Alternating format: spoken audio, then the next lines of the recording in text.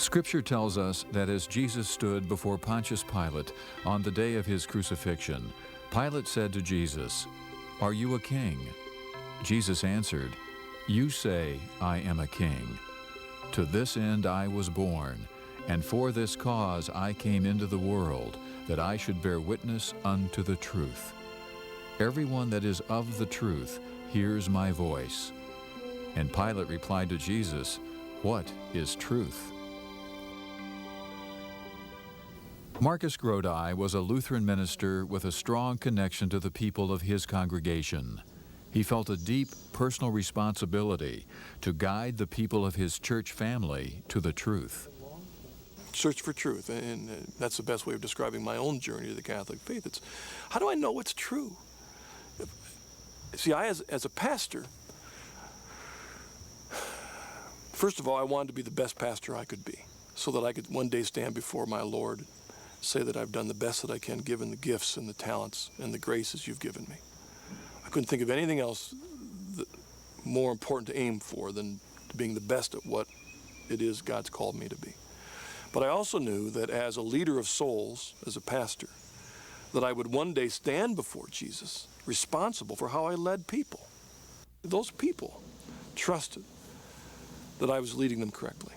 And if I didn't know, and I was asking the same question that Pontius Pilate asked, what is truth? And I probably didn't know any closer to it than he did. At least I wasn't sure anymore.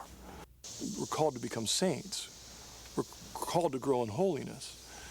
And I believe the reason, the most valid reason of coming back to the Catholic Church is because it's in the church that Christ has given us all the tools of grace to grow closer to God. I mean, that's what it means to be a Christian, to grow in union with Christ.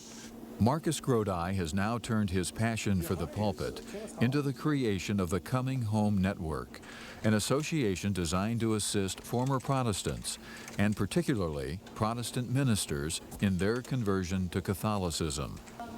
Like Jeff Cavins, Marcus now appears regularly on the Eternal Word television network.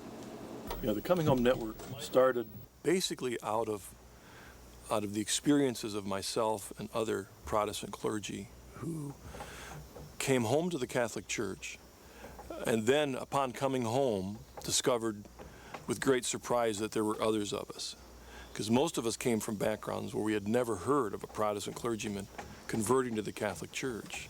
Many of us thought we were the only ones, or maybe one or two of us were the only ones. And then after coming in, we start finding out through the grapevine that there are others.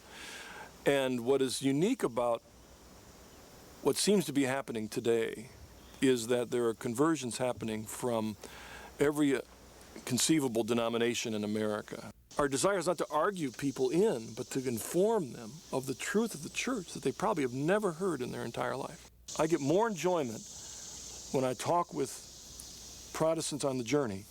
I get more enjoyment, not out of whether they'll become Catholic or not, but as they discover the fullness of the faith, their hearts get open to the real presence of Christ.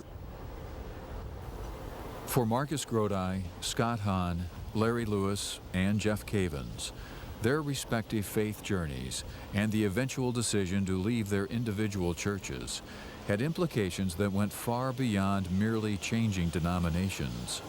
They would face rejection by their congregations, unemployment, estrangement from friends and family, and endless days and nights of tormented soul-searching. They began to experience firsthand what Christ meant when he said to his disciples, "Whoever wishes to come after me must deny himself, take up his cross, and follow me. For whoever wishes to save his life will lose it, and whoever loses his life for my sake will find it." A decision like this is much more difficult than, let's say, you've been the owner of a Chevy all your life and now you're convinced that Ford is a better car. I mean, it's a whole different thing.